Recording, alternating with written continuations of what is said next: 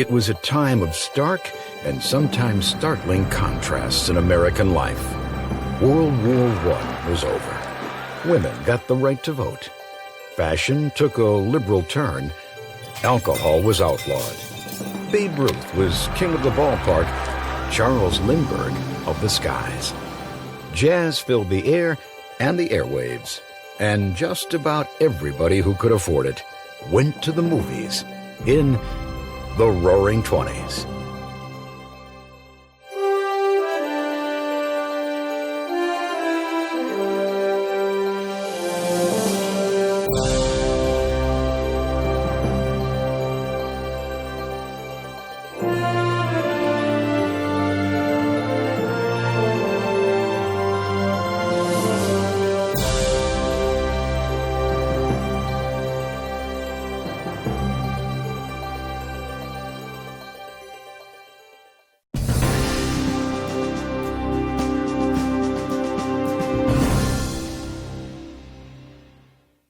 The Roaring '20s has the reputation as a decade of play and prosperity.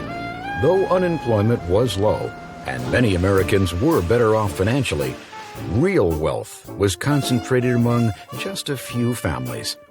60% of America's riches were owned by only 2% of the people. The 27,500 wealthiest families had as much money as the 12 million poorest. With the end of World War I, the country desperately wanted to return to normal. But prices shot upward with the increased demand for goods and services, while wages were still low due to a ban on raises and labor strikes during the war. Now that the war had ended, strikes over higher wages resumed. In September 1919, Boston police walked off patrol, citing lousy pay and long hours. Their subsequent absence triggered a free-for-all of looters and vandals. In turn, city officials granted no negotiation. The police force was replaced without the option to return. That same month, 343,000 steel workers staged a nationwide strike, only to taste a violent defeat. When substitute workers were hired, rioting erupted, resulting in the mobilization of federal troops. 18 steel workers lost their lives in the struggle. The walkout lasted 4 months with no reward. As labor unrest spread across the country, some Americans felt it was being fostered by communists, radicals who believed in an economic and social system where prosperity is owned by everyone, and the needs of the whole are more important than those of the individual. Other citizens grew increasingly suspicious of immigrants, fearing they too might be communists. This so-called Red Scare was at a high during the presidential election of 1919, and Ohio Lieutenant Governor Warren G. Harding's campaign promise of a return to normalcy was just what the country wanted to hear and believe. America's present need is not heroics, but healing. Not nostrums, but normalcy. Not revolution, but restoration.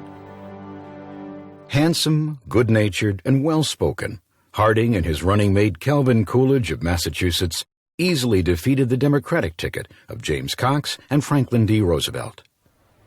Harding's proposal of a return to normalcy meant going back to pre-progressive era policies. He was opposed to the federal government's interference in business affairs and most social reforms. He rejected Woodrow Wilson's plea that America should actively participate in the League of Nations. We seek no part in directing the destinies of the old world. Harding's isolationist policy, keeping America out of world affairs, was popular, and his successors, Presidents Calvin Coolidge and Herbert Hoover, followed his lead through the decade. Harding's cabinet was filled with pro-business appointees, including Herbert Hoover, head of the Commerce Committee, Charles Evans Hughes, Secretary of State, and Andrew Mellon, Secretary of the Treasury. In 1923, he presented Congress his Mellon Plan, which on the surface sought a general reduction in income taxes. In fact, the plan cut the top income tax bracket level from 50% to 25%, while only reducing the lowest bracket from 4% to 3. Congressman William P. Connery of Massachusetts was outraged. When I see a provision in this Mellon tax bill which is going to save Mr. Mellon himself $800,000 on his income tax and his brother $600,000 on his, I cannot give it my support. Nevertheless, the Mellon Plan passed, as did his proposal to raise tariffs on imported goods to one of the highest levels in history. Americans soon stopped buying foreign-made products, and that made it almost impossible for France and Great Britain to repay their war debts to the United States. Meanwhile, Secretary of Commerce Hoover aggressively helped American businesses recover from the war effort, while Secretary of State Hughes convinced the leading world powers to reduce the size of their navies. Despite these recoveries and Harding's popularity, by the end of his 3rd year, scandal rocked his administration. His old poker buddies from Ohio, whom he'd handed jobs in government, were caught taking bribes. Harding expressed his disappointment. I have no trouble with my enemies, but my friends, they're the ones that keep me walking the floor nights. The worst offense of the notorious Ohio gang involved Secretary of the Interior Albert Fall. During the Progressive Era, oil-rich public lands located in Teapot Dome, Wyoming, and Elk Hill, California, were set aside for use by the Navy. Fall transferred control of those lands to his Interior Department, and then secretly leased them to oil companies in exchange for $100,000 in bonds, cattle, and cash. By the summer of 1923, Harding, now saddened, confused, and disillusioned by the betrayal of his friends, left Washington for a goodwill trip to Alaska. Upon his return to San Francisco, he became ill and died on August 2nd.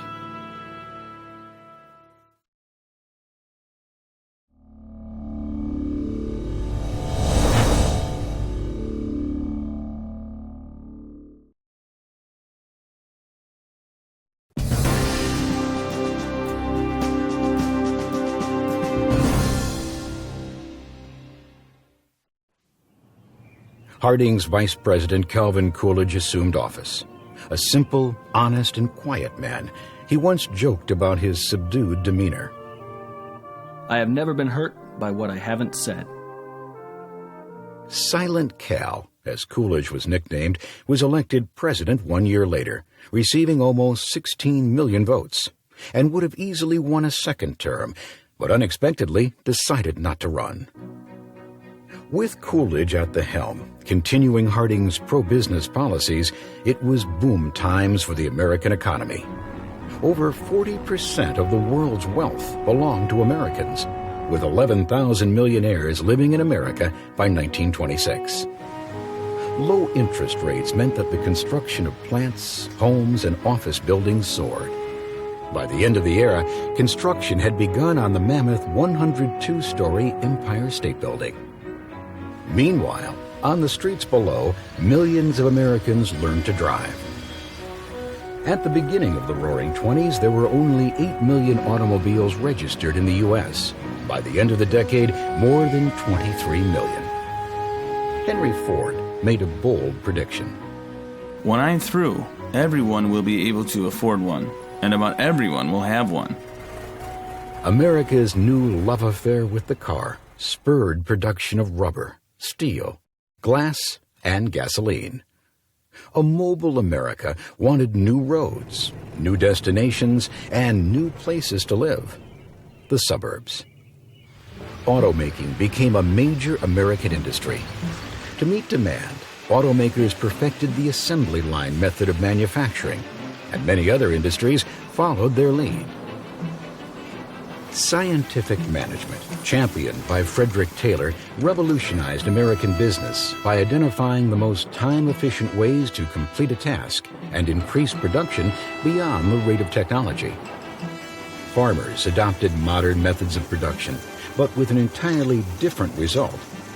Larger, more efficient farms, utilizing more farm machinery than human laborers, created an overproduction of farm commodities. Many farmers had borrowed money to expand their farms and buy equipment when demand was high during the war. Now, falling prices and income forced many into bankruptcy. Congressmen from farm states unified as the Farm Bloc and proposed price supports and legislation to aid farmers. Repeatedly, President Coolidge vetoed their attempts. Farmers wished that Silent Cal would just remain silent. His remarks brought them little consolation. Well, farmers have never made much money. I don't believe we can do much about it. Urban workers were much better off than farmers. Despite a decline in labor union membership, average wages increased by 20%. A more startling increase was in the number of homes with electricity. Between 1913 and 1927, the number grew by 465%. Soon, moderately priced electrical conveniences like vacuum cleaners, washing machines, and refrigerators were found in more and more American households. Chain stores like Sears and J.C. Penney did a brisk business selling ready-made clothes. And grocery cafeterias like Piggly Wiggly, the forerunner of the modern supermarket, offered everything from canned foods to sliced bread. Advertising lured consumers into the stores, and readily available credit using the installment plan made buying easy. Americans suddenly found they had much more time for community and leisure activities. Telephones and later radios became common in most middle-class homes. Mass transit, streetcars, and subways provided mobility for city dwellers, and the airplane was used to move mail from coast to coast. In 1927, Charles Lindbergh flew his airplane from continent to continent. Lucky Lindy's solo 3,614-mile flight across the Atlantic Ocean to Paris ensured his place as America's new hero. 4 million people witnessed Charles Lindbergh's triumphant return to America, showering him with thousands of pounds of ticker tape as he paraded up Broadway. Lindbergh's flight also captured the imagination of the public and stirred their interest in flying. I look forward to the day when transatlantic flying will be a regular thing. Soon, the single-engine Lockheed Vega and the Ford Trimotor airplanes were carrying as many as 10 passengers, and already mobile America became even more so. By the end of the Roaring '20s, 43 airlines were operating in the United States.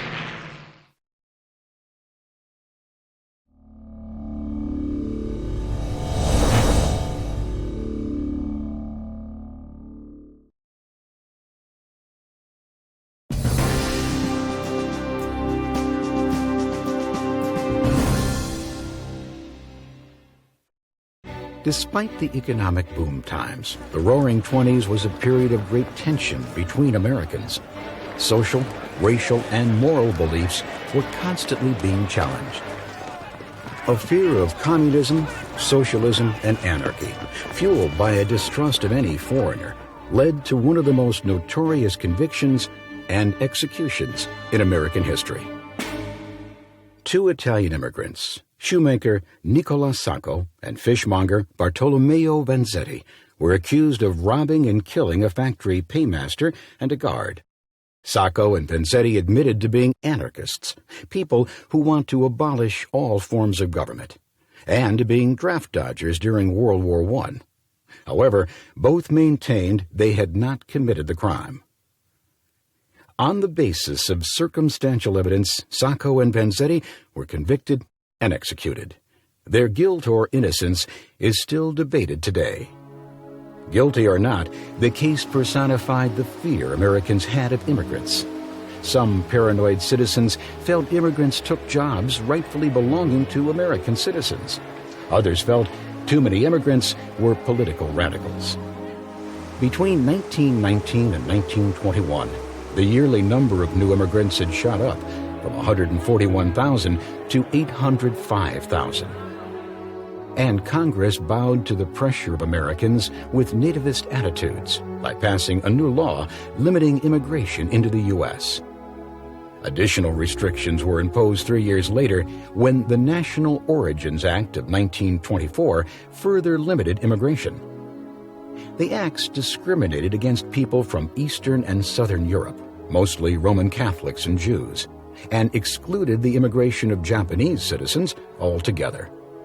The laws did not apply to immigrants from the Western Hemisphere, however, and approximately 1 million Canadians and 500,000 Mexicans crossed the borders into the U.S. The increasing popularity of nativism also stirred the resurgence of the Ku Klux Klan, whose members had tormented and killed many African Americans in the South after the Civil War. The new Klan extended their bigotry to anyone not American, not Protestant, not white, while attempting to stamp out unions and saloons. By 1924, it boasted a membership of more than 4 million members. The imperial wizard of the KKK summed up the Klan's doctrine succinctly in his 1926 booklet, The Klan's Fight for Americanism, when he revealed the Klan's slogan, Native, White, Protestant, Supremacy.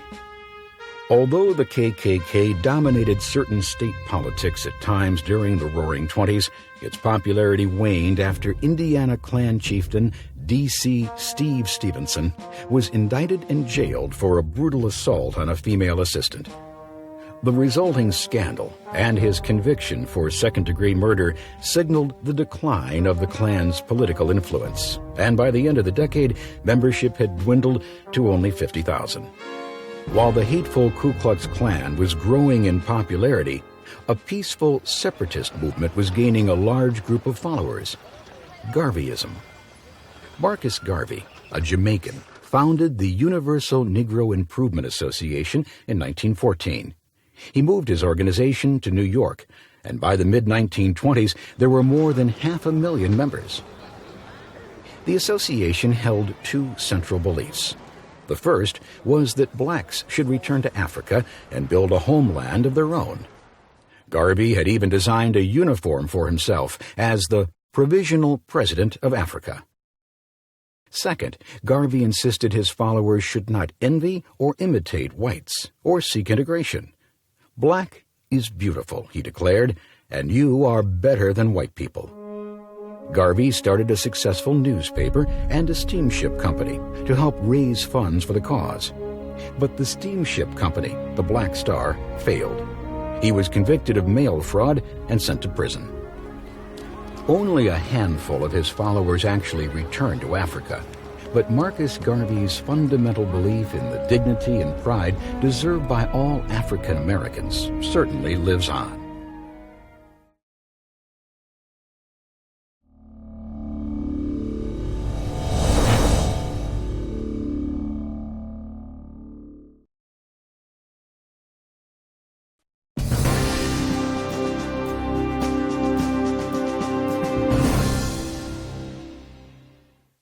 The Roaring Twenties marked the first time in American history when more people lived in cities and towns than in rural areas.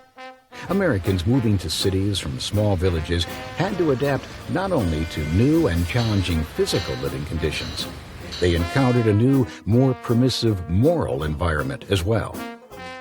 Two events fittingly demonstrate the clash between traditional moral values of the country and the modern mores of the city: the Scopes trial and Prohibition. In 1925, the state of Tennessee passed a law that outlawed any teaching of English biologist Charles Darwin's theory of evolution. Darwin's book, The Origin of Species, challenged contemporary beliefs about creation and outraged fundamentalist Christians' literal interpretation of the Bible, believing God created the universe in 6 days. John Scopes, a high school biology teacher from Dayton, Tennessee, believed Darwin was right, and despite the state law, taught his students the theory of evolution. As a result, Scopes was charged under the Anti-Evolution Statute and went to trial for the misdemeanor. The American Civil Liberties Union, or ACLU, which had been founded during the Red Scare earlier in the decade, hired the most renowned trial lawyer of the day, Clarence Darrow, to defend Scopes. The prosecutor was equally well known. William Jennings Bryan, a three-time candidate for president, skilled orator, and fundamentalist Christian. The press had a field day and called it the monkey trial, as the big city reporters repeatedly made fun of rural values. Darrow defended his stance. We have the purpose of preventing bigots and ignoramuses from controlling the education of the United States, and you know it. And that is all. Although the judge found John Scopes guilty of violating the state's law, many felt that Clarence Darrow had actually won the case because he had managed to get William Jennings Bryan to admit on the stand that he did not actually believe the earth was created in 6 24-hour days. The Tennessee Supreme Court later overturned the verdict on a technicality, and Scopes was set free. But the debate over teaching the theory of evolution in schools still continues. Americans with conservative, traditional values succeeded in convincing Congress to prohibit the sale and use of alcohol. But prohibition, the noble experiment as Herbert Hoover dubbed it, simply didn't work. On January 16, 1920, the 18th Amendment to the Constitution was passed, outlawing the manufacture, sale, or transportation of alcoholic beverages. The amendment was supported mainly by rural Americans from the South and Southwest, who believed drinking to be a sin. Urban city dwellers generally saw drinking as a natural part of life, and the use of alcohol as an individual's decision. Evangelist Billy Sunday spoke for many prohibitionists. Every man who casts a vote for the saloons deserves that his son shall die a drunkard, or that his daughters should be consigned to the tender mercies of a drunken husband. Billy Sunday got his wish when prohibition became the law of the land. But prohibition did not stop people from drinking alcohol. Many went to speakeasies, hidden illegal clubs, and drank liquor smuggled in by bootleggers from Canada. Organized crime, which provided illegal booze or hooch, flourished, and prohibition incited more crime, not less. 13 years later, the noble experiment was over.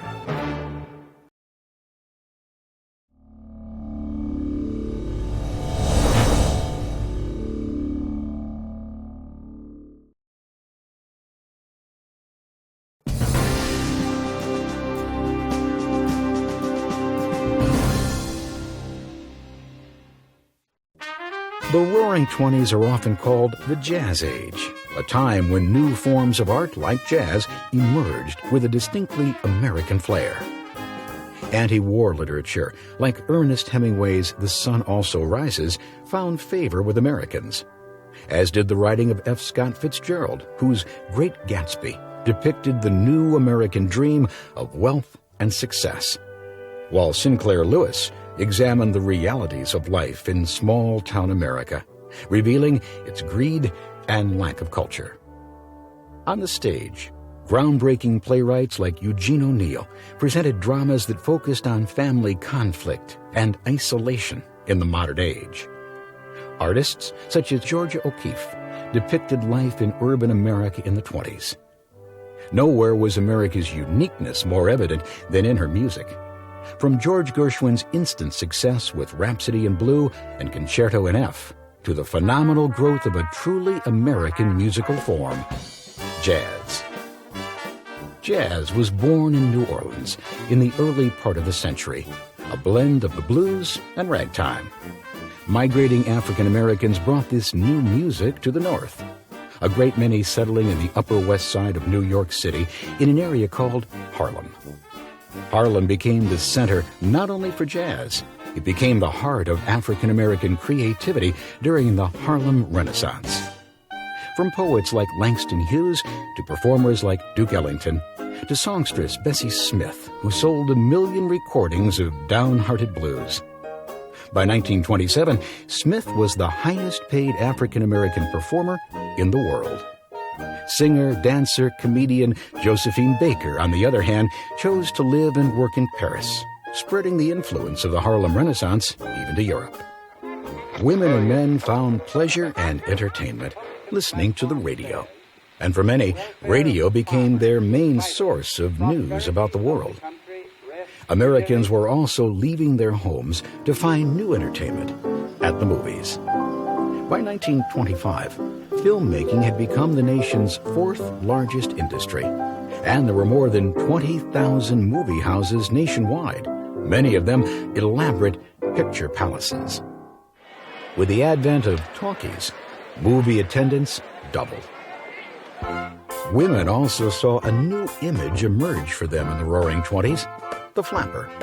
Having finally gotten the right to vote with the passage of the 19th Amendment to the Constitution, emancipated women threw out their corsets, high-lace shoes, and dull floor-length dresses. They bobbed their hair and wore short skirts. A woman of the Roaring Twenties also had new choices. She didn't necessarily have to be a housewife anymore. Instead, she could choose whether to marry at all, have children, go to work, or build a career. Marriage became more of a romantic choice. Equality was not prevalent in the workforce, with women usually earning much less than men, even when they perform the same job. Medical schools went so far as to impose strict quotas on the number of women allowed to enter. Americans were also reading. 8 million more Americans were reading newspapers by the mid-20s, many enjoying tabloids and magazines that featured sensational stories about gangsters and entertainers.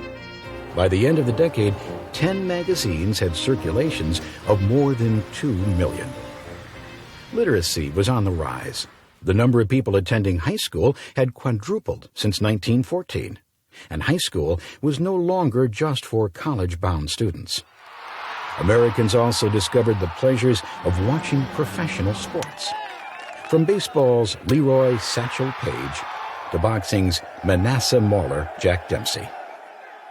Entertainment of all kinds became part of the legacy of the Roaring Twenties, as Americans spent over $4.5 billion on entertainment, much of it on pastimes and fads.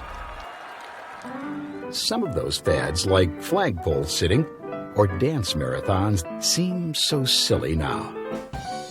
These images of an almost adolescent America, finally free of the fear and drudgery of war, are how most people view the Roaring Twenties. And in fact, it was a brief period of relative prosperity. Unfortunately, despite the outward appearance of stability, the American economy was crumbling, and by late 1929 would be brought to its knees by the start of the Great Depression. But until the stock market crashed, the 20s were indeed roaring.